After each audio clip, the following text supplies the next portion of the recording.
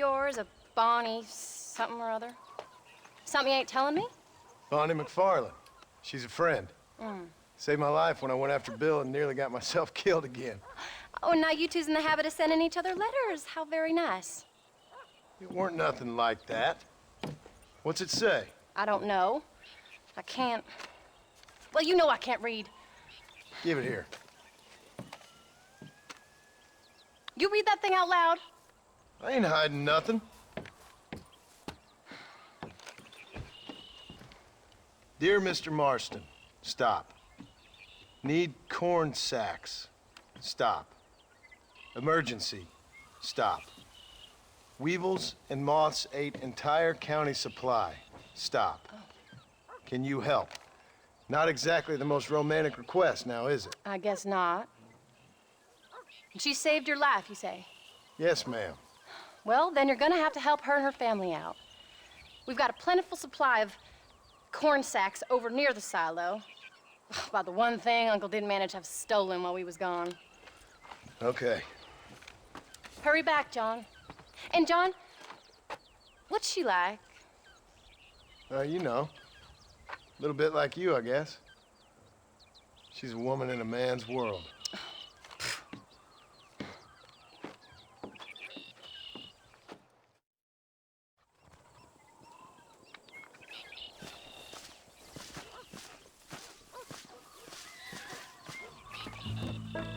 John, wait!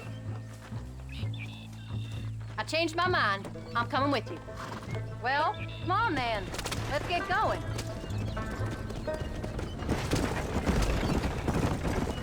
I don't think I can let you go off again without me. Fair enough. I'm glad of the company. You only had to ask. Ask? I was waiting for you to ask me. I thought you'd want to keep an eye on the boy. Oh, while you were off cavorting with cowgirls in the next county? I don't think so, John Marston. You only just got home. That Jack has seen enough of me for a lifetime. So, is she married? This Bonnie McFarland? No. What does she look like? I don't know. Pretty normal, I suppose. Normal? What? Normal like me? No. Normal as in 2 eyes, mouth, nose, that kind of normal. Besides, ain't no woman fine as you. Little flattery. Now we're finally getting somewhere. If you find yourself in a hole, the first thing to do is stop digging. Another pearl of wisdom from John Marston. I sure do miss those. I never took you for the jealous type, Abigail. I ain't jealous so much as curious. You heard what she wrote. It's just some corn. She saved my life, and she was decent enough to me, so I owe her this much at least. How did she save your life anyway? She found me half dead on the side of the road and took me to the doctor. Most folks would have left me there. Half dead from what? Bill didn't take so kindly to me visiting unannounced. Bill never did like surprises. How was he? Same as he was when we left. Angry and dumb. Taking his revenge out on the world. People down there was really scared of him. Of Bill? You gotta be kidding me. He was only frightening if you was afraid of dumb fools. Bill weren't so bad, but when Dutch went crazy, Bill took it hard. For a while, we all thought we'd found something right. A better way to live, but it was just a lie. So you saw before they did. Maybe. But they was still kind of a family. A family that left you for dead. You knew the truth, John, and they hated you for it. Where'd they take you? Who? Those government bastards. Where'd they hold you and Jack? I ain't sure. They kept their eyes covered there and back. Can't have been too far from here, though. They treat you right? It ain't the first time I've had a gun to my head, John. You're forgetting your marriage proposal. Very funny. No, they learned pretty quick what would happen if they laid a finger on me. Sons of bitches. It wasn't them or being there. I didn't care about that. I've been in far worse situations. It was the wait. I didn't know if you was coming back. Of course I was coming back.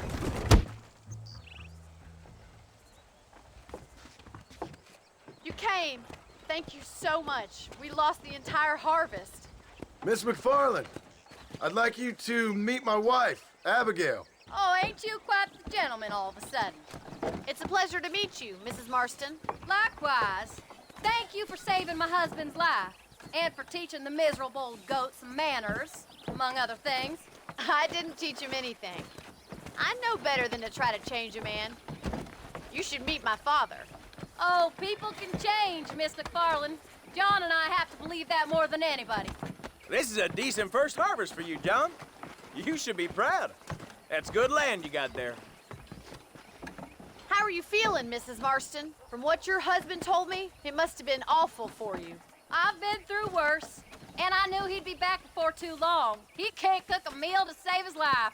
Abigail, in my darkest hours, when I was most homesick, just the thought of one of your rat meat stews kept me pushing forward. Well, about as amusing as a weeping saddle sore, ain't he, Miss McFarland? If you're gonna start yammering about women's work, John, I'd say you might be in the wrong company. I'd say so, too. I never felt so outnumbered.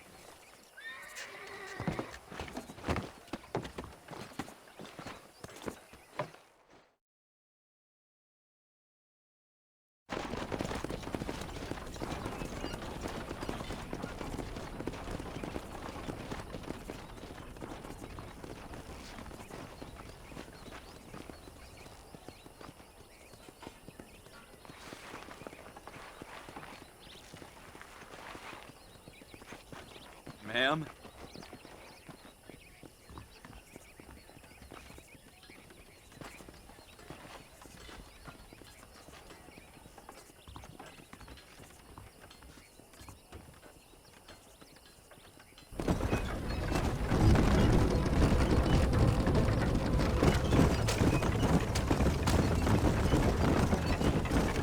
So that was the famous Bonnie. That was her, all right. She's pretty. She's normal, like I said. Well, you always wanted to be a rancher. I'd have thought she'd be just your thing. The perfect rancher's wife, if I ever saw one. I already got a rancher's wife. I'm only teasing. I like her, and I'm glad she saved your life. Most of the time, anyways. The McFarlands are good people. She did blush redder than a shepherd's sunset when she saw you, though. I have that effect on women. You've clearly had one too many blows to the head. You ain't wrong about that, Mrs. Marston.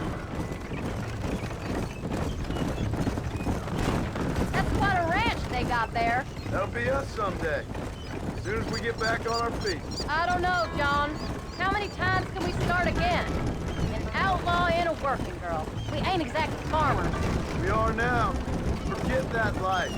It's over. Do you really believe that? We have to. It's the only way we'll ever have a future. The life we led, that doesn't go away. It's never over.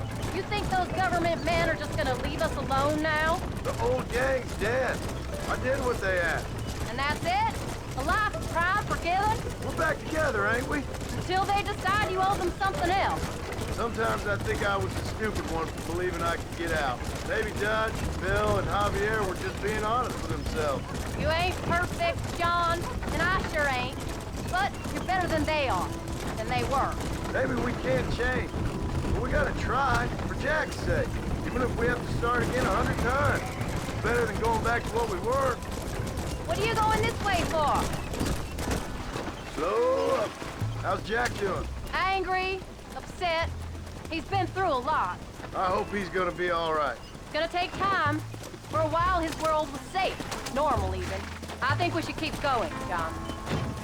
Then it got turned upside down again. He ain't saying much about it. Come on, John. Let's keep moving. I've tried to talk to him, but how do you explain any of it? What do you say when he asks about Uncle Phil and Uncle Dutch? They were his family when he was a little boy. Don't stop. I don't want to leave Jack by himself for too long. He hides away in those bushes ahead. Wouldn't you? It ain't like the real world's done him many favors. He's just been kidnapped. He grew up with the gang. That's no life for a boy. We did our best to protect him. Come on, John. He saw things no boy should see. Well, now we got a chance to make it right.